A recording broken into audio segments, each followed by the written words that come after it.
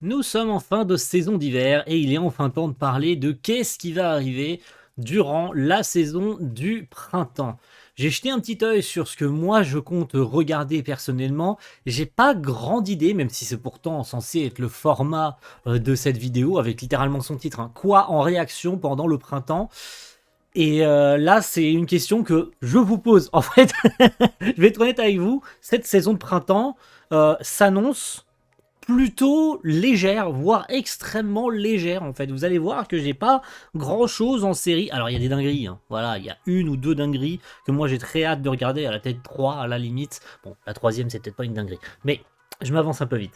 Mais c'est vrai que comparé à la saison qui vient de se clôturer là et certaines séries qui continueront, je pense notamment, et je démarre sur les chapeaux de roue avec les carnets de l'apothicaire, bon je vous mettrai pas d'image, hein, mais les carnets de l'apothicaire continuent hein, cette saison de printemps. Mais c'est pas la folie hein, en termes de nouvelles séries, en termes de suite, etc. Cette saison de printemps qui arrive là. Mais j'ai quand même noté quelques petits noms, quelques petites séries sympas. Donc ça va être à vous de me dire, soit est-ce qu'on fait une série de saison, soit on fait autre chose en fait. Parce que là pour le coup, je sais pas trop sur quoi me plancher. Commençons, hop, je me décale légèrement. Commençons avec, je pense, hein, le plus gros morceau. Le monde entier attend cette suite. Depuis longtemps, on s'est posé des questions. Est-ce que c'est toujours le studio David Production, machin, truc bidule. On a eu plein de spéculations. Oui, mais parce que en fait, Undead Unlock a pris son staff. C'est évidemment Fire Force. Season 3, hein, vous savez sans doute que cette saison 3 est découpée, c'est saison finale de Fire Force aussi. N'oublions pas ça, c'est la troisième et ultime saison de Fire Force, qu'elle est découpée en deux parties, dont la première est diffusée là, bientôt au printemps, et la seconde sera diffusée à partir seulement de janvier 2026. Et on n'a aucune idée de sa durée. Alors, est-ce qu'on sera sur 24 épisodes sur la première moitié et re-24, ce qui reste quand même pas mal de trucs à adapter, hein. Donc ça m'étonnerait qu'il fasse 12 et 12. Et à mon avis, ce sera plus 24 et 24, hein, tu vois.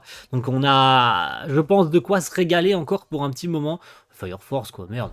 Incroyable, quoi. Je connais toute l'histoire, donc j'ai pas grande surprise sur ce qui va être adapté. Mais c'est surtout au niveau qualité, hein, et aussi au niveau des artistes, hein, parce que j'ai très hâte de revoir certains artistes qui avaient travaillé sur les saisons précédentes. Puis enfin, ça arrive, putain, depuis le temps que ça a été annoncé. Fire Force saison 3. Depuis le temps qu'on était resté sans news, ça arrive bientôt.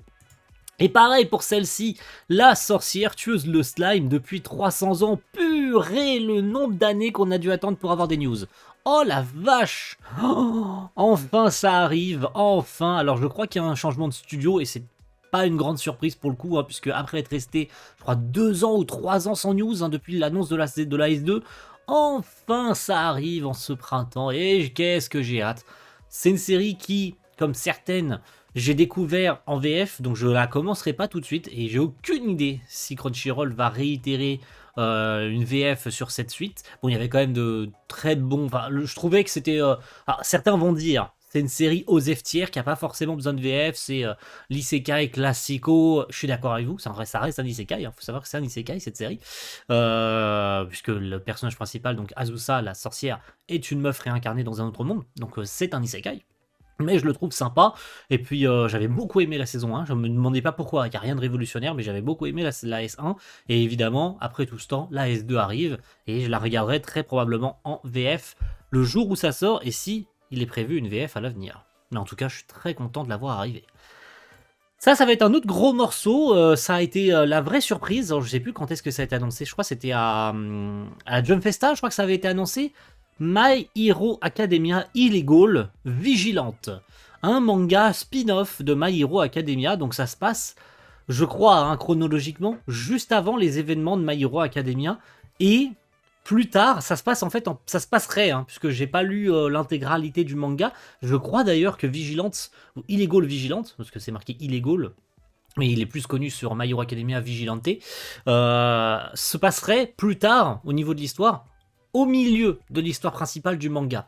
Il n'est pas écrit, je crois pas qu'il soit écrit par Horikoshi, hein, mais je crois qu'il est assez long, hein, Vigilante. Et l'adaptation, là, pour le coup, a l'air trop cool, en fait. Et c'est le studio Bones qui s'en occupe, les gars. C'est Bones qui s'en occupe, et ça a l'air mieux que la saison de My Hero Academia, la série principale. C'est une dinguerie.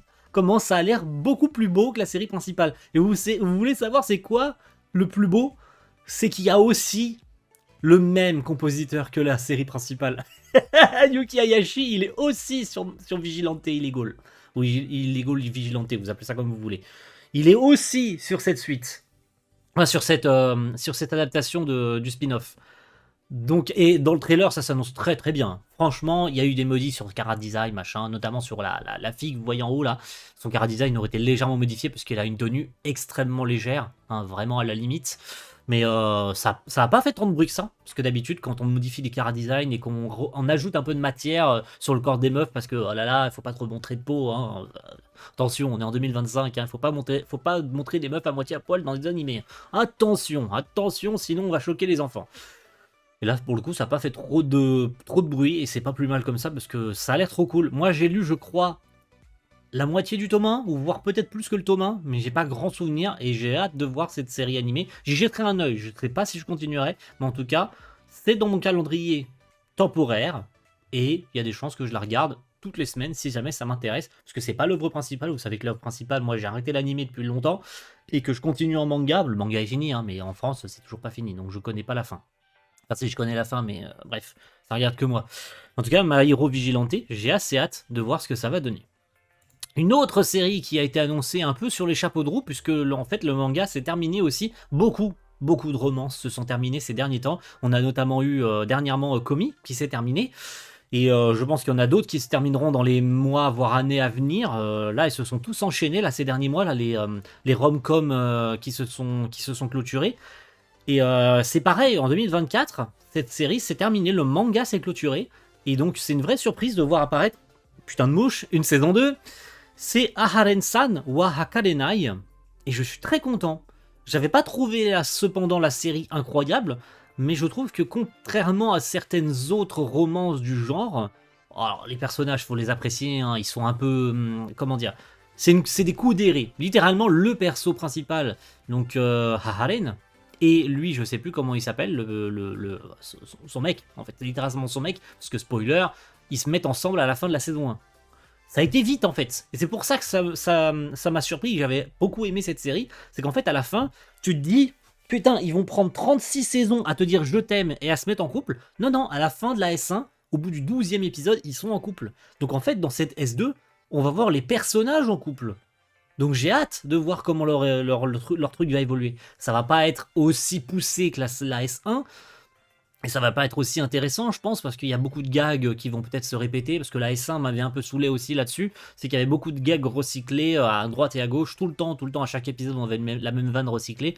Là, pour le coup, vu qu'ils sont en couple, ça va peut-être changer quelque chose, ça va être encore plus mignon, encore plus poussé, machin. On va voir certaines situations, dans les trailers, on voit, ils vont à la plage, machin, le fameux beach épisode, hein, qu'on connaît tout le temps dans les romances de ce genre-là. Mais en tout cas, ça m'a l'air intéressant, et puis c'est sorti de nulle part, hein. C'est sorti du chapeau comme ça, hop là, une saison 2 d'Ara-san, tu l'as pas vu venir, et bah tiens, elle arrive là au mois d'avril, donc j'ai très hâte, voilà, pour le coup, parce que ça va me faire ma petite romance de la saison. C'est pas la meilleure, hein, j'aurais aimé autre chose, mais c'est là, et on va pas bouder le plaisir. On clôture sur les deux dernières.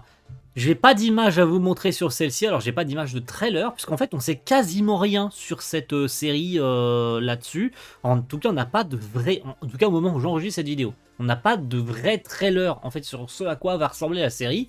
Donc j'ai aucune idée. Pareil pour les dates, hein. Vous vous doutez que j'ai pas parlé des dates, puisque d'habitude je mets un commentaire épinglé avec toutes les dates et les plateformes. Bon, si on devait refaire un tour d'horizon, Fire Force, Chose de Slime, My Hero Vigilante, Aharen-san, c'est Crunchyroll. À moins que ADN chope Vigilante, mais vu que de toute façon, pour la série principale, ADN et Crunchyroll ont My Hero Academia, Vigilante, il y a des chances que de toute façon ça finisse chez l'un et chez l'autre. Hein, personne n'aura l'exclusivité. Donc est-ce que j'ai besoin de vous rappeler quelles sont les plateformes? Par contre, pour Mono, qui est une adaptation d'un autre manga de l'auteur de Yuru Camp. Oui, Afro, l'auteur de Yuru Camp, a écrit autre chose que Yuru Camp. Personne n'était au courant, j'étais pas au courant, t'étais pas au courant, mais ça existe. C'est un truc... Alors j'ai aucune idée de ce que ça raconte, apparemment c'est des meufs qui partent en road trip. Ça a l'air d'être dans la même vibe, parce qu'apparemment Afro a l'air d'écrire que ça, des trucs de meufs qui partent en voyage, visiter un peu le Japon et tout. Ça a l'air d'être exactement dans la même vibe, et le truc va avoir une adaptation en animé. C'est sorti de nulle part, personne connaissait, je connaissais pas, tu connaissais pas, et je viens de t'apprendre que Mono existe. Alors, il y a aussi une S4 de Eurocamp qui a été annoncée, hein, ça vous le savez depuis quelques mois, qu'il y a une S4 de Eurocamp, mais entre-temps, on va avoir Mono qui arrive, donc du coup, ce printemps. Je sais pas à quoi ça ressemble actuellement. On n'a pas de vraies images de la série. Je sais pas, je saurais même pas vous dire quel est le studio qui s'en occupe. Mais pourtant, ça a l'air plutôt cool et j'ai hâte parce que c'est un manga d'afro. Je lis le manga Eurocamp, là j'ai les tomes là en face des yeux, là je les vois là, ils sont juste là. T'as vu? Non, tu vois pas toi, mais moi je vois. Et ça a l'air plutôt cool. Là, c'est juste un des visuels en fait de la série. Il y en a plein, mais on n'a pas de vraie affiche ni de vrai trailer en fait. Donc on verra bien ce que ça donnera le jour où ça sort. En tout cas, moi j'ai hâte. Et clôturons, alors pas sur une bonne note, mais je la mets comme ça parce que j'ai envie de me moquer un peu. Je la raccourcis parce que son nom est trop compliqué, excusez-moi, j'ai la flemme. Je la résume en Katainaka Osan. C'est une série, alors c'est pas un isekai, contrairement à ce qu'on pourrait penser. Par contre, quand c'est sorti, quand on a vu la première bande-annonce, on s'est dit, quoi? Pourquoi ça ressemble à Mushoku Tensei cette merde? Même le, faut savoir que même le titre, la manière dont c'est écrit, la police d'écriture et tout, on s'est fait douiller. On a cru qu'ils allaient balancer, notamment dernièrement à l'Anime Japan, des infos sur Mushoku Tensei saison 3. Vous savez qu'il y a une S3 de prévue, mais je pense que ça sera pas pour 2025, ce sera plus pour 2026, et tant mieux. Mais on s'est fait douiller. Et en fait, ils ont parlé de ce truc-là. Ce truc est la seule raison qui va me faire regarder ce truc, parce que ça a l'air horrible, ça a l'air moche en mourir. Franchement, regardez les bandes annonces de ce truc là. Vous avez le titre anglais peut-être si vous zoomez légèrement, ou je sais pas, peu importe, on s'en branle. Allez jeter un oeil sur Notijon, hein, vous avez le calendrier des séries qui sort. Hein. Mais ça a l'air horrible, ça a l'air catastrophique en termes d'animation, en termes de chara design, ça a l'air... Je pense que ça va être le truc le plus laid de la saison du printemps. Franchement, ça va être le truc le plus honteux du printemps. Honnêtement, je trouve honnêtement, même en revoyant la trailer là, avant de tourner, j'ai revu le trailer. Oh, mais comment on peut oser sortir un truc comme ça? Franchement, on frôle la honte là. C'est même pas on frôle, on y est. Là, ils ont les pieds dans la honte. Les producteurs ont honte, le studio a honte de sortir un truc pareil, mais ils vont diffuser ça. Et franchement, oh, c'est n'importe quoi. On est en plein dans le caca. Là, on est parfaitement dans ce qu'on répète depuis des mois, la Japanimation se ramasse la tronche. On ose sortir des produits de cette qualité-là. Comment vous voulez pas que la Japanimation se casse pas la gueule quand on ose sortir ça? Mais pourtant, et malgré tout le truc que je viens de dire, la seule chose qui me fera regarder ce truc, en tout cas le premier épisode, parce que aucune idée de si je tiendrai jusqu'au bout, hein, c'est parce qu'il y a Yasuharu Takanashi dessus. Oui, il y a Takanashi aux musiques sur cette merde. Et franchement, il est tombé bien bas pour avoir accepté de produire des musiques sur ce truc. Parce que c'est une dinguerie de se dire que ça va être horrible à regarder. Les plans 2D, 3D ont l'air horribles, ont l'air infâmes. Et dire que ce truc va être saupoudré du talent de Yasuharu Takanashi. Moi, ça me rend fou. Franchement, de se dire que Takanashi va pondre des musiques de fou sur un truc merdique. Franchement, ça m'exaspère au plus haut point. Je suis circonspect de savoir qu'il a pu accepter un produit pareil. Se dire, ouais, ok, je vais faire des musiques pour votre série là. Ça ressemble à quoi?